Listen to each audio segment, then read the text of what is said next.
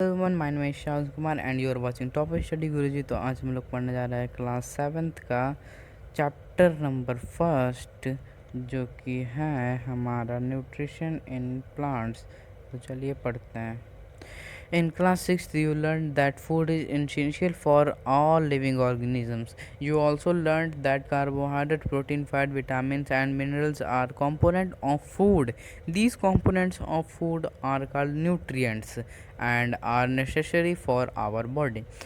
इसका कहने का मतलब यह है कि हमने क्लास 6 में पढ़ा है कि फूड मतलब भोजन हमारे लिए ज़रूरी है, मतलब कि जो जीव जंतु हैं उनके लिए ज़रूरी है।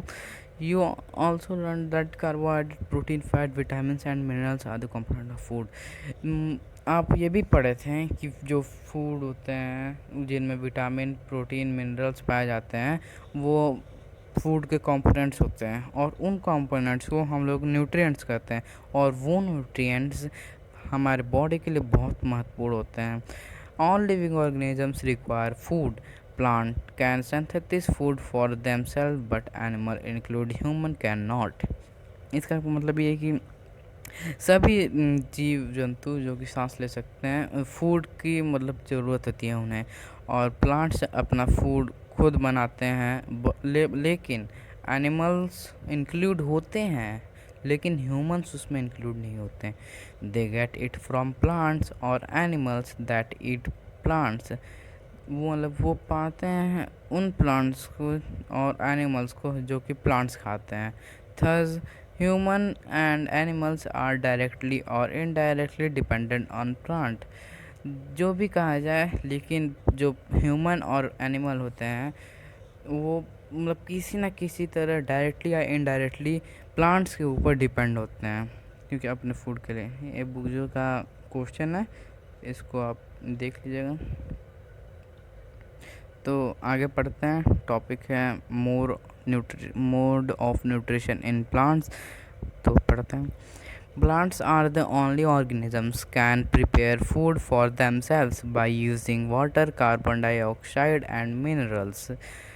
Plants होता है वो अकेला मतलब कि अकेला वो प्राणी है, या फिर कह सकते हैं कि जीव जंतु में से आता है जो कि अपना खाना खुद बनाता है, जो कि अपने खाने बनाने में इस्तेमाल करता है। उन कंपोनेंट्स का नाम है water, carbon dioxide and minerals. ये देख लीजिए, ये सारे हैं। तो the raw material are present in their surrounding. जो कच्चे धातु होते हैं वो उनके आसपास में मतलब कि रहते हैं।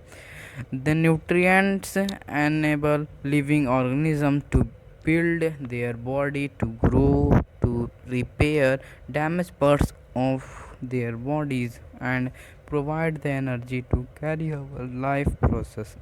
जो न्यूट्रिएंट्स होते हैं वो हमारे लिविंग ऑर्गेनिजम्स को बिल्ड करते हैं, मतलब बनाते हैं उनके बॉडी को, और बड़ा करते हैं, प्रिपेयर करते हैं, मतलब कि अगर कहीं आपको बड़ा होने में मदद करते हैं। और इसका रिपेयर डैमेज पार्ट्स का मतलब ये है कि जहाँ पे भी कटा पीटा है तो उसको मतलब कि फिर से पहले जैसे बना देते हैं बॉडी को। और वो एनर्जी प्रोवाइड करते हैं हमारे बॉडी को, जिससे हमारा बॉडी मतलब वर्क करता है। Nutrition is a mode of taking food by an organism, it utilization by body. इसका मतलब ये है कि जो न्यूट्रिशन है वो एक तरह का मोड है, खाना लेने का एक सोर्स है ऑर्गेनिजम्स के लिए, जो कि यूटिलाइज करते हैं हमारा body. The mode of nutrition in which organisms make food themselves from simple substances is called autotrophic.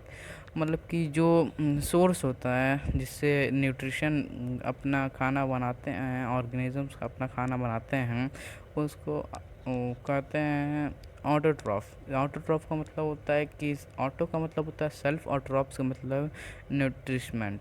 तो ऑटोट्रॉफ का डेफिनेशन अगर देखा जाए तो हो जाएगा कि जो एनिमल्स या फिर जो भी ऑर्गेनिजम्स होते हैं और वो अपना खाना खुद बनाते हैं, मतलब कि स्वयं बनाते हैं, उन्हें ऑटोट्रॉफ में लिया जाएगा। Therefore plants are called autotroph, मतलब कि ऑटोट्रॉफ उसको करते हैं। Animals and most other organisms take in food prepare by plant, they are called heterotrophs. मतलब कुछ जानवर होते हैं जो कि मतलब कई सारे जानवर होते हैं, और लगभग की जो जीव जंतु होते हैं वो प्लांट पे डिपेंड होता है अपने खाने के लिए। मतलब कि जब प्लांट खाना बनाता है तो उन प्लांट से अब खाना लेके खाते हैं। जैसे कि हम ह्यूमंस हैं, तो हमें प्लांट्स देता है वेजिटेबल्स, फ्रूट्स, तो उन सब को हम ह्यूमंस खाते हैं। तो उनको कहते हैं हेटरोट्रॉप्स। हेट्रो मतलब अदर। नाउ ये पहेली है, तो पहेली का पढ़ लीजिएगा। Now we may ask where the food factories and plants are located. आज के समय में हम पूछते हैं कि खाने की फैक्ट्रीज और प्लांट कहाँ मतलब कि स्थित है। Whether food is made in all part of the plant or are only certain part. आप बताइए कि फूड जो होता है वो बनता है हर हर हिस्से में पेड़ पौधों के, कि केवल एक जो सर्टेन एक जगह है, जैसे कि लीफ है या फिर स्टीम है, उसमें बनता है। How do plants obtain the raw material from the surrounding. मतलब कि जो प्लांट्स होते हैं वो अपने कच्ची धातुओं को कैसे अपने आसपास से एब्जॉर्ब करते हैं, मतलब लेते हैं, पाते हैं। How do they transport them to food factories of plant, और उसे कैसे फूड की फैक्ट्रीज तक पहुंचाते हैं। तो हम लोग का नेक्स्ट टॉपिक है photosynthesis, food making process in plants. Leaves are the food factory of plants, therefore all the raw material must reach to the leaf. मतलब कि जो लीफ होता है वो फूड फैक्ट्री होता है प्लांट का, और जो रॉ मटेरियल्स होते हैं उन्हें रीच करना पड़ता है लीफ में। Water and minerals present in the soil are observed by the root and transport to the leaf. जो पानी और धातु होते हैं मिनरल्स, मतलब कि न्यूट्रिशन वगैरह, ऑक्स अरे वो क्या बोलते हैं, तो मिनरल्स मतलब होता है खनिज पदार्थ, और जो कि ऑब्जर्व करते हैं रूट और उसको लीफ तक पहुंचाते हैं। Carbon dioxide from air is taken in through the tiny pores present in the surface of leaves. जो कार्बन डाइऑक्साइड होता है एयर में के, उसको लिया जाता है, जो छोटे छोटे पोर्स होते हैं प्रेजेंट होते हैं लीफ के सरफेस पे, उससे लिया जाता है, टेक किया जाता है, प्लांट टेक करते हैं और कार्बन डाइऑक्साइड को। These pores are surrounded by guard cells. वो जो पोर्स होते हैं वो गार्ड सेल से घिरे हुए होते हैं। सच पोर्स आर कॉल्ड स्टोमेटा। तो उनमें से कई पोर्स होते हैं जो कि स्टोमेटा कहलाते हैं। Water and minerals are transport to leaf by the vessels which run like pipe through the root the stem the branches at the leaf. मतलब जो वाटर एंड मिनरल होता है ट्रांसपोर्ट होता है लीव्स तक वेसल्स के द्वारा, जो कि रन करते हैं पाइप की तरह थ्रू आउट द रूट से निकल के।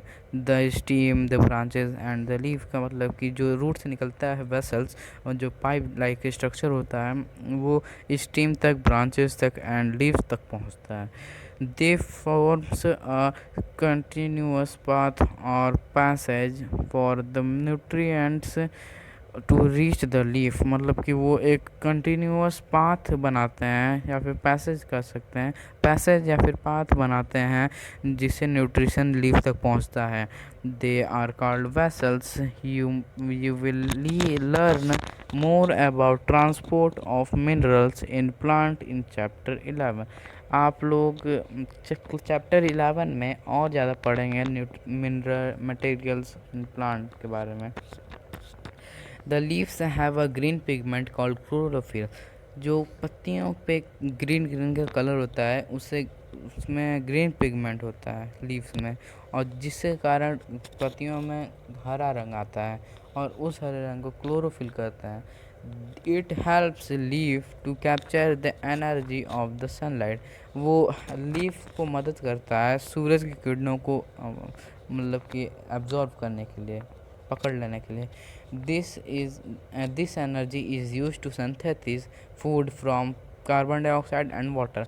ये किरण हमें मतलब कि मदद करती है सिंथेसिस करने के, मतलब अपना खाना बनाने के लिए कार्बन डाइऑक्साइड एंड वाटर से।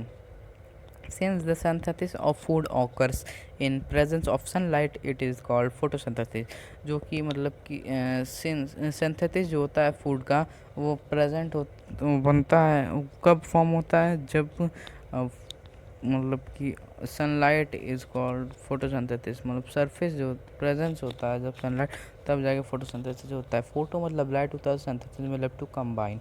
सो we find that chlorophyll necessary to carry out the process of photosynthesis. तो हम इससे समझ तो गए होंगे क्लोरोफिल होता होगा वो बहुत महत्वपूर्ण होता है फोटोसिंथेसिस प्रोसेस के लिए। It is unique process on the अर्थ। वो बहुत ही यूनिक प्रोसेस है अर्थ का।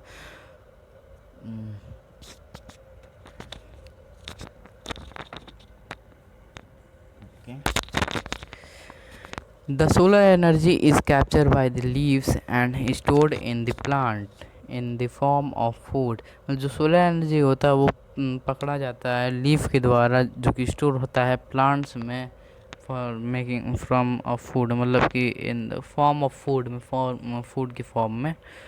तो thus the sun is ultimate source of energy for all living organism. जो सन होता है वो अल्टीमेट सोर्स होता है एनर्जी का हर एक लिविंग ऑर्गेनिजम्स के लिए।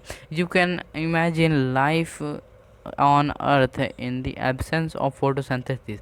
आप क्या इमेजिन कर सकते हैं, आप या फिर सोच सकते हैं कि हमारी दुनिया कैसी होगी, हमारी पृथ्वी कैसी लगेगी जब हमारे धरती पे कोई भी मतलब फोटोसिंथेसिस नहीं होगा।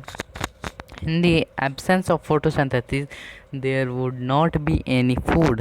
बिना फोटोसिंथेसिस के यहाँ पे कोई भोजन नहीं होगा। The survival of almost all living organisms directly or indirectly depend upon the food made by the plants। हमारा कहीं ना कहीं से जो सर्वाइवल होता है वो पेड़ पौधों पे डिपेंड करता है कि मतलब कि जब पेड़ खाना बनाएंगे तभी हम उसे खाएंगे, तभी हम जी पाएंगे। Beside oxygen which is essentially for the survival. जो ऑक्सीजन होता है वो हमारे सर्वाइवल के लिए एसेंशियल होता है। Of all organisms is produced during the photosynthesis. जो भी ऑर्गेनिज्म होता है जो फोटोसिंथेसिस करता है उसके मतलब कि वो तब निकलता है। In the absence of photosynthesis life would be impossible on the earth. बिना फोटोसिंथेसिस के लाइफ इम्पॉसिबल हो जाएगा पृथ्वी पे। During photosynthesis chlorophyll contain cells of leaf. In the presence of sunlight use carbon dioxide and water to synthesis carbon dioxides.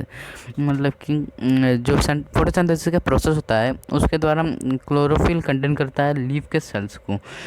In the presence of sunlight, जब सूरज की किरणें जब होती है और वो कार्बन डाइऑक्साइड को इस्तेमाल करता है एंड वाटर को अपना खाना बनाने के लिए, और कार्बन डाइऑक्साइड को भी।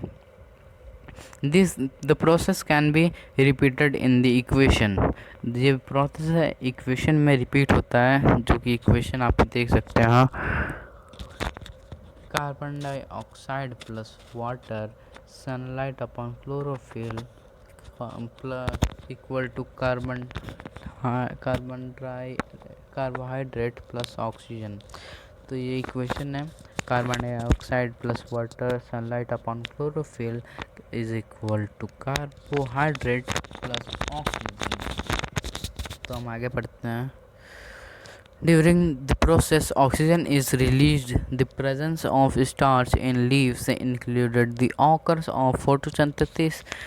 ड्यूरिंग जब ऑक्सीजन का जब प्रोसेस होता है तो वो रियलाइज़ करता है द प्रेजेंस ऑफ स्टार्च, उसमें स्टार्च की मतलब स्टार्च उसमें रहता है, इंक्लूड करता है लीफ में, तभी मतलब फोटोसिंथेसिस हो जाएगा। Starch is also carbohydrate.